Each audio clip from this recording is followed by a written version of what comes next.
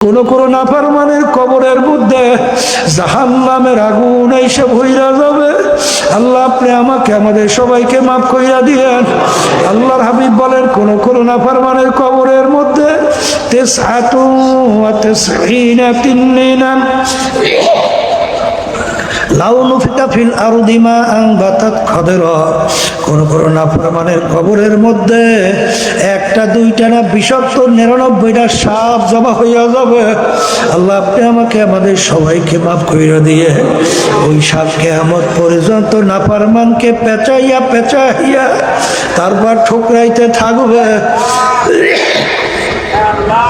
ওই সাপ কেমন বিষধর হবে, দুনিয়ার ভিতরে যদি মুখ কইরা ফুটে তো কোনো গাছপালা মাথা জাগাতে পারতো না।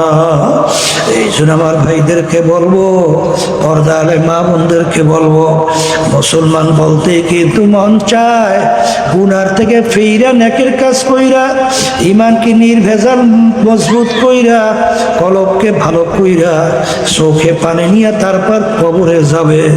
কিন্তু বাজার শয়তান এবং নাফসে আম্মারা তোমার আমার পিছনে শত্রু হিসাবে আমাদেরকে গুনার দিকে উদ্বুদ্ধ করে, নেকের থেকে ফিরাইয়া রাখে এবং দুনিয়াকে চাকচিক্যময় কইরা তোমার আমার সামনে এমন ভাবে উপস্থাপন করে, আল্লাহ বলেন ওদিকে তোমার আমার দিল মন সুইকে যায়। এই জন্য বাঁচার জন্য আমার মালিক হুকুম করছেন ওয়াকুনু মা'আস সাদিকিন, তোমরা সাদিকিন বান্দাদের সঙ্গী হইয়া যাও। বাজান কোনো দলাদলি বুঝি না, পীর মুরিদি বুঝি না, আমাদের উদ্দেশ্য হলো ঈমানকে নির্ভেজাল করা, নেক আমল বাড়ানো, গুনাহ থেকে ফেরা, চোখে পানি কলব নিয়ে তারপর মালিকের কবরে যাওয়া। আর কলব যদি পরিষ্কার না হয় ওই কলবের জায়গা কিন্তু জাহান্নাম ছাড়া হবে না। আমার মালিক বড় দয়ার বড় মায়া। আমার মালিক যখন মাহফিলে নিয়ে আসছেন, আমার মালিকের কাছে দিলটাকে ভাইঙ্গা দুই চোখের পানি ছাইরা মালিকের কাছে দোয়া করো, কারণ হাদিসের ভিতরে আছে জফুল কালাম আমার মালিকের হাতে। আমার মালিককে যদি ডাক দেওয়ার মতো দিতে পারো, মুহূর্তের মধ্যে তোমার আমার দিলকে ঘুরাইয়া দুনিয়া মুখীতে আল্লাহ মুখী কইরা দিতে পারে কি পারে না? বাজার চেষ্টাও নাই, তদবিরও নাই, খালাসও নাই। এই জন্য আল্লাহু আকবার শেখ সাদি রহমাতুল্লাহ আলাইহি তিনি বলেন কারিমা বে বখশায়ে বরহালে মা কে হাসতা মাসিরে কামান্দে হওয়া। আমার মালিকের দরবারে কান্দে আর বলে, মালিক আমি নফসে আম্মারার জিনজিরের মধ্যে, শিকলের মধ্যে, রশির মধ্যে আবদ্ধ হয়ে গেলাম। দয়া মায়া করে তুমি নফসে আম্মারার জিনজির, রশি থেকে, শিকল থেকে আমাকে মুক্তি দাও। আরে আমার মালিক বড় দয়া, আমার মালিক বড় মায়া। যদি দিলটাকে ভাইঙ্গা দুই চোখের পানি ছাইরা যদি গুনার কথা মনে কইরা মালিকের দরবারে মাপ চাইতে পারো, আমার মালিক শুধু তোমাকে আমাকে মাফ করবেন তাই না, তোমার আমার গুনাহকে আমার মালিক নেকের দ্বারা পরিবর্তন কইরা দিবে। আর মনকে মাঝে মাঝে বুঝাইও, আর এই কথা ডাক দিয়া বইল, মন এমন ঘরে যাইতে হবে যেই ঘরে নাই বাতি, এমন ঘরে থাকতে হবে যেই ঘরে নাই সাথী। ও মুসাফির বান্দো গাঠুরি বহুদূরে ঠিকানা, আজ ভিজানা কাল ভিজানা কবর আখের ঠিকানা। আলহামদুলিল্লাহ নাহমাদুহু ওয়া নাস্তাঈনুহু ونستغفره ونؤمن به ونتوكل عليه ونعوذ بالله من شرور أنفسنا من يهده الله فلا مضل له ومن يضلله فلا هادي له ونشهد أن لا إله إلا الله وحده لا شريك له ونشهد أن محمدا عبده ورسوله أما بعد فأعوذ بالله من الشيطان الرجيم بسم الله الرحمن الرحيم يا أيها الذين آمنوا صلوا عليه وسلموا تسليما اللهم صل على سيدنا حبيبنا ومولانا محمد صلى الله عليه وعلى آله وصحبه وبارك وسلم اللهم صل على سيدنا ونبينا شفيعنا وحبيبنا ومولانا محمد صلى الله عليه وعلى آله وصحبه وبارك وسلم اللهم صل على سيدنا ونبينا شفيعنا وحبيبنا ومولانا محمد صلى الله عليه وعلى آله وأصحابه وبارك وسلم أعوذ بالله من الشيطان الرجيم بسم الله الرحمن الرحيم ولقد كرمنا بني آدم وقال تعالى أولئك كالأنعام بل هم أضل صدق الله العلي العظيم শুকরিয়া আদায় করতেছি মহান রব্বুল আলামিনের দরবারে। রব্বুল আলামিন ফিতনা ফাসাদের যুগে দুনিয়ার সমস্ত কাজ থেকে বিরত রেখে উলামায়ে কেরামদের মজলিস জাকিরিন শাকিরিন সাদিকিন অনেক আল্লাহ খাস বান্দারাই মজলিসের মধ্যে আছে, যাদের সঙ্গে আমাদের জীবনের একটা সময় আল্লাহ রাব্বুল আলামিন কাটাবার সুযোগ করে দিয়েছেন। শুকরিয়া তার সবাই বলি আলহামদুলিল্লাহ। অনেক লোকের কানে মাহফিলের দাওয়াত পৌঁছার পরেও অনেকের সুযোগ থাকা সত্ত্বেও আসে নাই। আবার তালাশ করলে দেখবেন বহু দূর থেকে কষ্ট স্বীকার করে আমার অনেক ভাইরা এই মাহফিলে পাগলের মতো সুইটে চলে আসে। মান জাদ্দা বজাদা, যে যেই জিনিস পাওয়ার জন্য চেষ্টা করে ওই জিনিসে পাইয়াও যায়। দাদাজান আব্বাজান চরমনের জমিনে ঘুমায় আসে।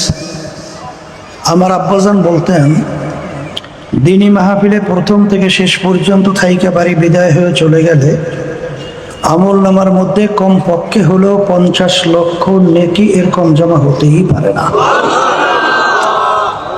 নিয়াত যাদের সহি, আল্লাহকে রাজি খুশির উদ্দেশ্যে যারা আসছি, রব্বুল আলামিন লক্ষ লক্ষ নেকি আমল নামায় দান করবে। একটা নেকির মূল্য সম্পর্কে অনেকে শুনে থাকতে পারেন। আল্লাহ রাসূল সাল্লাল্লাহু আলাইহি ওয়াসাল্লাম অহুদ পাহাড়কে ইঙ্গিত করে বলছিলেন, পুরা পাহাড়টা যদি স্বর্ণের হয়ে যায় এর যত মূল্য হবে তুলনা ছাড়া একটা নেকির মূল্য অনেক বেশি। একটা নেকির প্রয়োজন সম্পর্কে আল্লাহ রাব্বুল আলামিন কুরআনুল কারীমের ভিতরে বলছেন,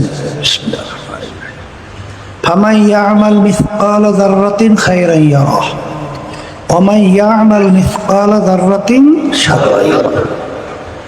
আল্লাহ বলছেন, যারা পরিমাণ তোমার যদি নেকি থাকে তার ফল তুমি ভোগ করতে পারবে, যারা পরিমাণ যদি গুনাহও থাকে তার ফল তোমার ভোগ করতে হবে। যারা কাকে বলে? কাপড় ধুইয়া নিগড়াইয়া রোদের ভিতরে ঝাড়া দিলে লক্ষ লক্ষ রেণু রেণু দেখা যায়, ওই এক একটা রেণুকে বলা হয় যারা। এই পরিমাণ নেক থাকলেও ফল পাওয়া যাবে, এই পরিমাণ গুনাহ থাকলেও তার ফল ভোগ করতে হবে। আমি বলছি না, আল্লাহ বলছেন। এখন আমার ভাইদেরকে বলবো, আজকে যারা মাহফিলে আসছে নিয়াত যাদের সহি, আল্লাহ কবুল করলে 1-2 নেকি না, লক্ষ লক্ষ নেকি আমল নামে আল্লাহ দান করবে না? কথা বলে না। কিন্তু কিয়ামতের ময়দান একটা নেকির যদি কারো ঠেকা বাজে, নেকি সংগ্রহ করার সুযোগ আছে? হ্যাঁ, বলে কিভাবে নাই? কিয়ামতের ময়দানটা এত কঠিন হবে, এত ভয়াবহ হবে। আল্লাহ রাব্বুল আলামিন কিয়ামতের ময়দানের অবস্থানটা বুঝাতে যাইয়া কুরআনুল কারীমের ভিতরে বলছেন, কি বলছেন? ইয়াউমা ইয়াফিরুল মারউ মিন আখিহি ওয়া উম্মিহি ওয়া আবিহি ওয়া সাহিবাতিহি ওয়া বানিহি লিকুল্লি ইমরিইন মিনহুম ইয়াউমা ইযিন শা'নুন ইউগনি।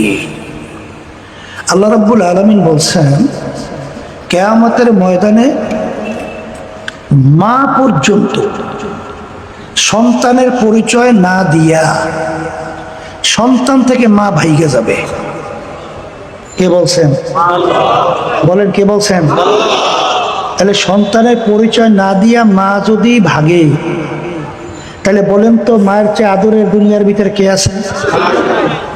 আছে? থাকতে পারে? তাহলে মাই যদি পরিচয় না দেয়, অন্য কেউ আপনাকে নেকি দিবে চিন্তা করা যায়? তাহলে যদি নাই যায়, তাহলে নেকি সংগ্রহের জায়গা কোথায় বলেন? বলেন, দুনিয়াতে। কোথায় কোথায়? দুনিয়াতে। যারা মাহফিলে আসছেন নিয়াত যাদের সহি, আল্লাহকে রাজি খুশির জন্যই আসছেন, লক্ষ লক্ষ নেকি রব্বুল আলামিন আমলনামায় দান করবে। তাহলে আমরা যারা মাহফিলে আসছি, জিতছি না ঠকছি? আর যারা আসে নাই ওরা ঠকছে। তাহলে আমরা যে বলি সুযোগ থাকা সত্ত্বেও যারা আসে নাই ঠকছে, আপনি আমি বললাম ঠিক, কিন্তু এই কথাগুলো বুঝবে কারা? বলেন, যারা মানুষ। বলেন, মুখ খুলে বলেন। আর সুরাতে মানুষ, অঙ্গ প্রত্যঙ্গে মানুষ, আর ভিতরটা আবু জাহাল বা সাহেব আবুল আহাব পশুর চেয়েও খারাপ। এরা কিন্তু আমাদের এই কথা বুঝবেও না, গুরুত্বও দেবে না, আর নেকি কামাইয়ের জন্য আগ্রহ এবং চেষ্টাও করবে না। কথা ঠিক কিনা? তাহলে এই কথার মাধ্যমে আমি কিন্তু মূলত বোঝাতে চাই, মানুষের সুরাত আকৃতি হইলেই মানুষ হওয়া যায় না। কথা ঠিক কিনা? শোনেন, আমি যে আপনাদের সামনে আয়াত শরীফ তেলাওয়াত করছিলাম, আয়াতের ভিতরে আল্লাহ রাব্বুল আলামিন কি বলছেন?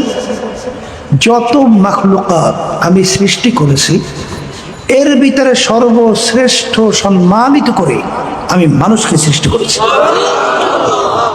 এক কথায়, মানুষ সৃষ্টির সেরা। মানুষ কথা ঠিক না? ঠিক। কিন্তু দুনিয়ার যে নিয়ম নীতি এবং দুনিয়ার যে কালচারগুলো আছে, এ দ্বারা কিন্তু মানুষ যে সর্বশ্রেষ্ঠ হওয়ার কোনো যুক্তি নাই, কোনো যুক্তি মেলে না। বলে তা কেমন? এই আল্লাহর বান্দারা, পর্দায় মা বোনরা যারা শুনছে, ধাতু যত দামি হয়, ওই ধাতু দিয়ে বস্তু তৈরি করলে তার দামও তত বেশি। যেমন একটা আংটি তৈরি করছেন লোহা দিয়া, কি দিয়া? ওর যা মূল্য হবে ওই একই আংটি তৈরি করছেন রূপা দিয়া, দাম বাড়ছে না কমছে? ওই একই আংটি তৈরি করছেন স্বর্ণ দিয়া, বাড়ছে না কমছে?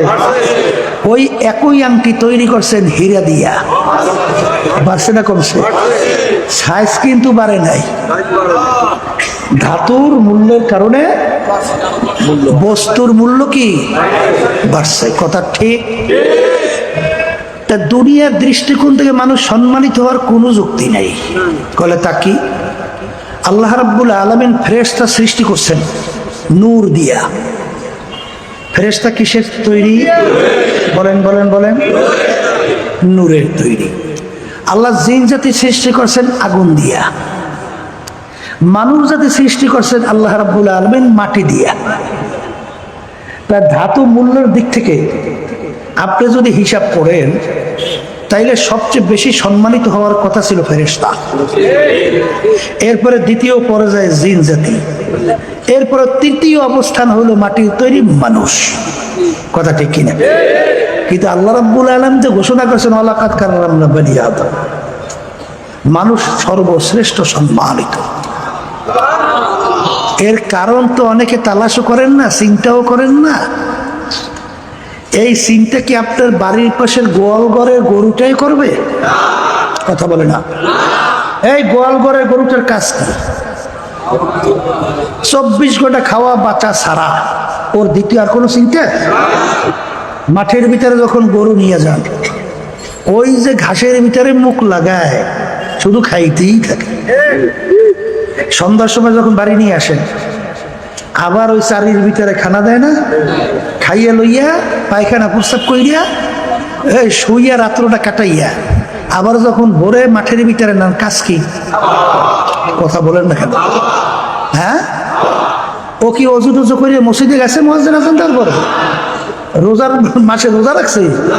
রাখে নাই। তোর 24 ঘন্টা ডিউটি কি? বলেন খাওয়া বাসা, খাওয়া বাসা, খাওয়া বাসা। বলে এক শ্রেণীর মানুষ আমাদের সমাজের মধ্যে নাই। 24 ঘন্টা তার শুধু চিন্তা কেমনে কামাই করবে, কেমনে খাইবে, কেমনে বাঁচবে, শুধু খাওয়া বাসা, খাওয়া বাসা, খাওয়া বাসা। অন্য কিছু আছে? কথা ঠিক কিনা? আমি আমার ভাইদেরকে বলবো, মানুষ সর্বশ্রেষ্ঠ সম্মানিত আল্লাহ ঘোষণা করছেন। আবার আল্লাহ রাব্বুল আলামিন কিন্তু ওই যে অন্য আয়াত আমি তেলাওয়াত করছি, ওই আয়াতের ভিতরে আল্লাহ বলে এক শ্রেণীর মানুষ চতুষ্পায় জানোয়ারের মতো। আমি বলছি না, আল্লাহ বলছেন? গরু ছাগল ভেড়া। এরপরে আল্লাহ বলতেছেন তার চেয়েও খারাপ। এরপরে অন্য আয়াত আল্লাহ বলছেন শাররুল বারিয়া, এক শ্রেণীর মানুষ কুকুর, শ্রীগা, শুকুরের চেয়েও খারাপ। কে বলছেন? এখনই বুঝবেন। এই আবু জাহালের নাম শুনছেন? আবু জাহাল শুনছেন না? আল্লাহ রাসূল সাল্লাল্লাহু আলাইহি ওয়াসাল্লামের নাম শুনছেন? তাও শুনছেন না? এখন বলেন তো, আল্লাহর হাবিব সাল্লাল্লাহু আলাইহি ওয়াসাল্লাম আবু জাহাল, এই দুইটা মানুষের ভিতরে কি পার্থক্য? এই জন্য কবি বলতেছেন, শোনেন, গর্বা সুরাত আদমে সাবুদে, গর্বা সুরাত আদমে সাবুদে, আহমাদু বুদু জেহলে হাম সাবুদে। আল্লাহ রাসূল সাল্লাল্লাহু আলাইহি ওয়াসাল্লামকে দেখতে চোখের দিক থেকে, পায়ের দিক থেকে, কানের দিক থেকে, নাকের দিক থেকে, হাতের দিক থেকে, অন্যান্য অঙ্গ প্রত্যঙ্গের দিক থেকে আবু জাহাল এবং আল্লাহ হাবিবের ভিতরে অঙ্গ প্রত্যঙ্গে পার্থক্য কি? কথা বলেন না কেন? আসলে পার্থক্য? আবু জাহেলের চক্ষু কয়টা? আল্লাহ রাসূল সাল্লাল্লাহু আলাইহি ওয়াসাল্লাম চক্ষু কয়টা? হাতের দিক থেকে সমান না বেশি কম? পায়ের দিক থেকে? কিন্তু আল্লাহ রাসূলের নাম শুনলে দুরূদ শরীফ পড়া কি হয়? বলেন ওয়াজিব। আর আবু জাহালুর নাম শুনলে আমাদের জবান থেকে বের হয় লানাতুল্লাহি আলাইহি, আল্লাহর গজবের উপরে পড়ছে, আরো বেশি বেশি করো। কি বাহ্যিক কোনো পার্থক্য দেখা যায়? তাহলে একটা জায়গায় পার্থক্য আছে। বলেন, একটা একটা জায়গায় পার্থক্য হয়েছে। যেমন ওমর রাদিয়াল্লাহু তাআলা আনহুর নাম শুনছেন? অর্ধেক দুনিয়ার রাজা তো করছিল না?